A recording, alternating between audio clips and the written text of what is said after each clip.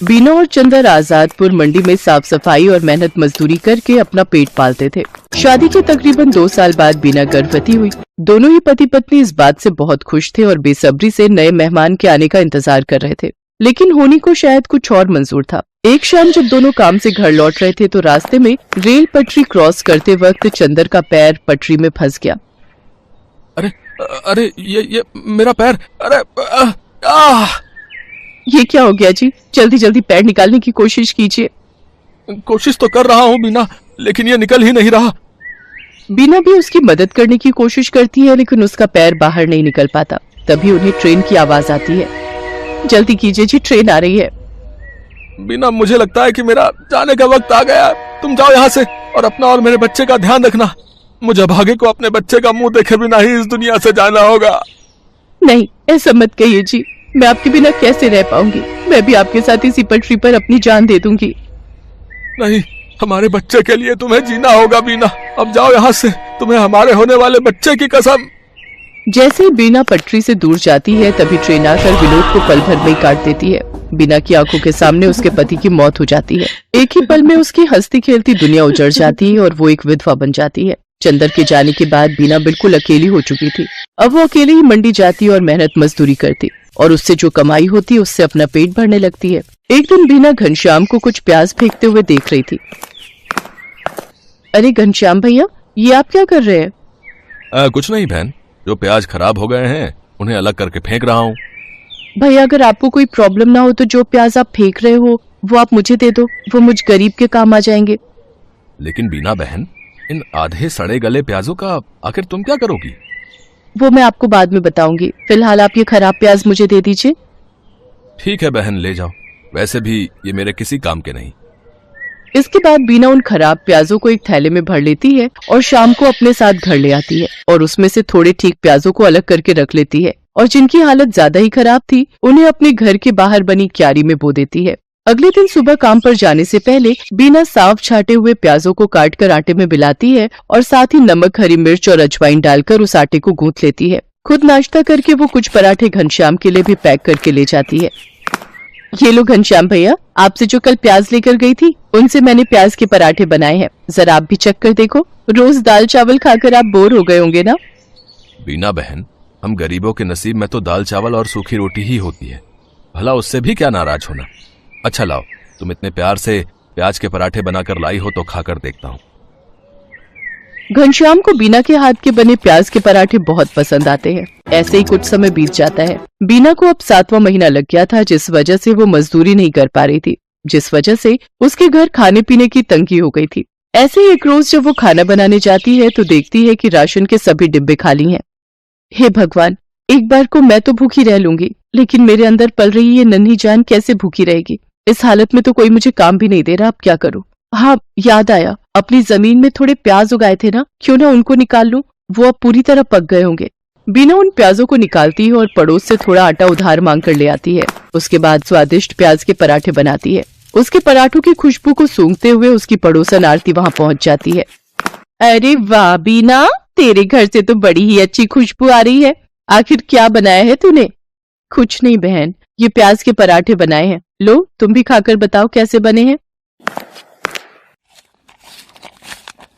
वाह वाह वाह, क्या स्वाद है बीना तेरे हाथों में। अरे इतने अच्छे पराठे तो ढाबे वाला भी नहीं बना पाता। मैं तो कहती हूँ तू प्याज के पराठे का एक ठेला लगाकर बेच और पैसे कमा। जब ऊपर वाले ने तुझे इस हुनर से नवाजा है कि तू इतना अच्छा खाना बना लेती है तो इसका फायदा उठा। उसकी बात बीना को सही लगी और वो मदद के लिए घनश्याम के पास जाती है। घनश्याम के पास एक पुराना ठेला था जिस पर वो गलियों में जाकर प्याज बेचता था, लेकिन जब उसने मंडी में खुद की दुकान ले ली तब से वो ठेला बेकार ही खड़ा रहता था। घनश्याम वो ठेला बीना को देने के लिए तैयार हो जाता है। घनश्याम शाम को अपना पुराना ठेला लेकर बीना के घर पहुंचता है। ये लो बीना बहन, इसकी मरम्मत मैंने करवा दी है, अब तुम इसका इस्तेमाल कर सकती हो। आपका बहुत बहुत शुक्रिया घनश्याम भैया, आपका ये एहसान मैं कभी नहीं भूलूंगी। अगले दिन सुबह जल्दी उठकर बीना सारी तैयारी कर लेती है और मंडी में जाकर अपने प्याज के पराठों का ठेला लगा लेती है। लेकिन काफी देर तक जब कोई ग्राहक नहीं आता तो वो सोचती है, हे भगवान, दिन ढलने को आ गया लेकिन अभी तक एक भी ग्राहक नहीं आया। अगर ऐसे ही चलता रहा तो मैं अपने होने वाले बच्चे को क्या खिलाऊंगी? लगता है अब बिजनेस चलाने के लिए कोई तरकीब लगानी होगी। एक काम करती हूँ, कम दाम करके बेचती हूँ। एक बार मेरे पराठों का स्वाद सबकी जुबान पर चढ़ गया तो वो कहीं और जा ही नहीं पाएगा। इतना सोचकर बीना आधे दाम में प्याज के पराठे बेचने लगती है। कम दाम में बहुत सारे लोग बीना के पराठे खाने लगे। कुछ दिन बीना ने सबको कम दाम पर ही पराठे बेचे, लेकिन फिर जब उसके ग्राहक बढ़ गए तो उसने रेट बढ़ा दिए। लेकिन तब तक वो पूरी मंडी में प्याज के पराठों वाली के नाम से मशहूर हो चुकी थी। कुछ ही दिनों में उसकी अच्छी खासी कमाई होने लगी थी। वो भगवान के आगे हाथ जोड़कर बोलती है, हे भगवान, तेरी कृपा से और कुछ अच्छे लोगों की मदद से मेरा काम बहुत अच्छा चल पड़ा है और मैं अच्छी खासी कमाई कर लेती हूँ। बस मुझ पर ऐसी अपनी कृपा दृष्टि रखना ताकि मैं अपने बच्चे को एक अच्छी जिंदगी दे सकूं। कुछ ही दिनों में बीना खुद का ढाबा खोल लेती है। अब उसकी खूब अच्छी कमाई होने लगी थी। उसका काम और बढ़ गया था, इसलिए उसने अपनी मदद के लिए 2 लाचार औरतों को रख लिया था। बीना की डिलीवरी का समय भी आ गया और उसने एक बेटे को जन्म दिया। महीने भर का रेस्ट लेने के बाद वो वापस काम पर जाने लगी और अपने साथ अपने बच्चे को भी ले जाती। अब वो काम संभालने के साथ साथ अपने बच्चे की भी अच्छी परवरिश करने लगी और खुशी खुशी उसके साथ रहने लगी। राधिका बच्चों को स्कूल से छुट्टी के वक्त घर लेकर आ रही थी, पर उसकी आंखों में आंसू थे। अब क्या करूं? बच्चों की फीस अगले 15 दिन तक नहीं भरी तो बच्चों का नाम स्कूल से काट देंगे। 6 महीने की फीस कहाँ से लाऊंगी? मुझे कुछ समझ नहीं आ रहा। मम्मी, बर्गर खाना है, बर्गर लेकर दो ना। मम्मी, मुझे भी बर्गर खाना है। भैया, बर्गर कितने का दिया? 10 रुपए का आलू टिक्की और पनीर लगाकर 15 रुपए का है। 10 रुपए वाले 2 दे दो भैया। ये बर्गर बनाना कितना आसान है, अगर इसमें सब्जियां अच्छी लगाकर दो तो। ये लो आपके बर्गर। मम्मी, मुझे पनीर वाला खाना था। भैया, ये लो 5 रुपए और पनीर लगा दो। बस इतना सा टुकड़ा पनीर का, इसके 5 रुपए। ऐसे तो तुम ग्राहकों को लूट रहे हो। बहन जी, 15 रुपए में अब इतना ही पनीर मिलेगा। हमें भी तो बचत करनी होती है।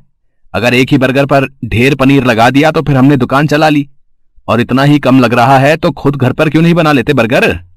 बर्गर वाले की ये बात राधिका के मन में घर कर गई और उसके मन में विचार आया, अगर मैं बर्गर का काम खोल लूं तो मेरे पास भी इतने पैसे हो जाएंगे कि मैं भी घर के खर्चों में हरीश की मदद कर सकूंगी।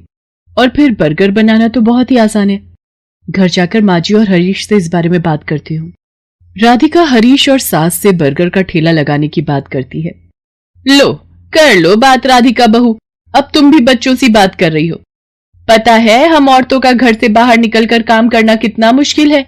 हम औरतें घर के चूल्हा चौका ही निपटा लें, वही गनीमत है। पर माँ जी, आजकल बर्गर का काम बहुत चल रहा है।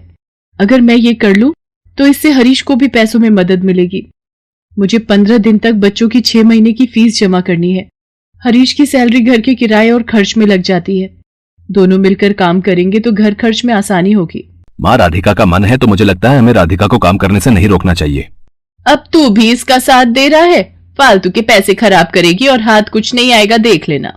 हरीश राधिका को 2000 रुपए देता है, पर उतने में तो बस थोड़ा ही सामान आ पाता है। राधिका परेशान हो जाती है। हरीश ने जो 2000 रुपए दिए थे वो तो कम पड़ गए। अभी तो ठेले वाले को एक दिन के 200 रुपए और गैस सिलेंडर आएगा 500 का। अभी और खर्चा करना बाकी है। मुझे कुछ काम उधार उठाकर करना होगा। बर्गर का ठेला लगाने के लिए राधिका को उधार में सामान लेना पड़ा। राधिका ने बर्गर का ठेला लगाना शुरू कर दिया, पर अभी नया नया काम था तो ग्राहक कम आ रहे थे। राधिका शाम के वक्त बर्गर का ठेला लगाती थी, पर जैसा उसने सोचा था वैसा बिल्कुल भी नहीं हुआ।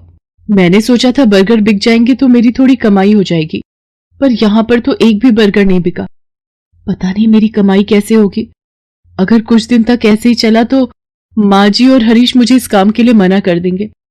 बहुत हिम्मत करके मैंने ये काम शुरू किया था। राधिका अभी ये सोच ही रही थी, तभी वहां एक गरीब औरत अपने 2 बच्चों के साथ आती है। दीदी, बहुत भूख लगी है, मेरे बच्चे 2 दिन से भूखे हैं। अरे, तुमने 2 दिन से कुछ नहीं खाया? रुको, मैं अभी तुम तीनों को एक एक बर्गर देती हूँ। शुक्रिया दीदी, आज तुमने हमारा पेट भरा है, और जो भूखों का पेट भरता है भगवान उसे कभी भूखा नहीं रहने देते। तुम्हें जब भी भूख लगे तुम मेरे ठेले पर बेझिझक आ जाया करो, और यहाँ पर तुम अपने बच्चों के साथ अपनी भूख मिटा सकती हो। वो गरीब औरत अपने बच्चों को लेकर खुशी खुशी वहां से चली जाती है। राधिका घर आ जाती है, पर उस दिन उसकी कमाई नहीं हुई थी। ये देखकर उसकी सास गुस्सा करने लगती है। लो, मैंने तो पहले ही मना किया था कि ये चोचले पालने की जरूरत नहीं है। पिछले 3 दिन से मुश्किल से 100 रुपए कमा कर घर आ रही है और सामान लगा लेती है 2 से 3 हजार रुपए का रोजाना का। अब रोटी सब्जी तो बनेगी नहीं, हम सब ये बर्गर खाकर पेट भर लेते हैं। क्यों, अब तो तू खुश है ना अपना नुकसान करके? माँ जी, मैं कोशिश कर रही हूँ ना, और मुझे विश्वास है एक दिन मुझे अपने काम में सफलता जरूर मिलेगी। राधिका अगले दिन ठेले वाले से ठेला किराए पर लेने के लिए जाती है तो वो उसे मना कर देता है। देखो बहन जी, मैं पिछले 4 दिन से तुम्हें उधार पर ठेला दे रहा हूँ, है 200 रुपए रोज का किराया है, बस आज के लिए और उधार दे रहा हूँ। अगर तुमने कल सुबह तक मेरे ठेले के किराए के 1000 रुपए नहीं दिए तो मैं किराए पर तुम्हें ठेला नहीं दूंगा। अब क्या करूं? हरीश से मांगूंगी तो वो मुझे इस काम को बंद करने के लिए कह देंगे, और माँ जी तो पहले ही मेरे काम के खिलाफ हैं, पर मुझे अपने बच्चों के लिए पैसे जोड़ने हैं। हे भगवान, मेरी मदद करो। राधिका भगवान से प्रार्थना करती है कि उसके ठेले पर ग्राहक आ जाए। तभी नमस्ते जी, मैं पीछे वाली गली में बर्गर की एक दुकान चलाता हूँ। यहाँ से गुजरते हुए 2 दिन पहले मैंने आपको ये बर्गर का ठेला लगाते हुए देखा था। मुझे 15 दिन पहले एक अनाथ आश्रम के लिए बर्गर का ऑर्डर मिला था, पर 10 दिन पहले एक हादसे में मेरी सीधे हाथ की हड्डी टूट गई, जिसके कारण मैंने अभी बर्गर बनाने का काम रोका हुआ है। पर मैं ऑर्डर के पैसे ले चुका था, इसलिए मैं वहां मना भी नहीं कर सकता। अगर आप उस ऑर्डर के बर्गर बना सकें तो मेरी बहुत मदद हो जाएगी। मैं आपको इसके लिए अच्छे पैसे दूंगा। जी, मैं जरूर करूंगी। आप मुझे बता दीजिए कितने बर्गर बनाने हैं। शाम को 4 बजे ही वहां पहुंचना है। जिन्होंने मुझे ऑर्डर दिया है उनके बच्चे का जन्मदिन है, वो अनाथ आश्रम 4 बजे पहुंच जाएंगे। वैसे मैं आपके साथ अपने एक आदमी को काम पर लगा देता हूं जो आपकी इस काम में मदद करेगा। ये 5000 रुपए आप एडवांस रखो, बाकी के पैसे मैं आपको काम खत्म होने के बाद शाम को दे दूंगा, ठीक है? वो व्यक्ति मानो राधिका के लिए भगवान का रूप बनकर आया था। राधिका की सारी परेशानियां दूर हो जाती हैं। वो अपने उधार के पैसे भी चुका देती है और बच्चों के स्कूल की फीस भी जमा कर देती है। उस व्यक्ति को राधिका का काम इतना पसंद आता है कि वो राधिका के साथ पार्टनरशिप में काम करने लगता है। राधिका अब एक बर्गर की दुकान चलाती थी। राधिका की मेहनत और हिम्मत देखकर उसकी सास और हरीश बहुत खुश थे।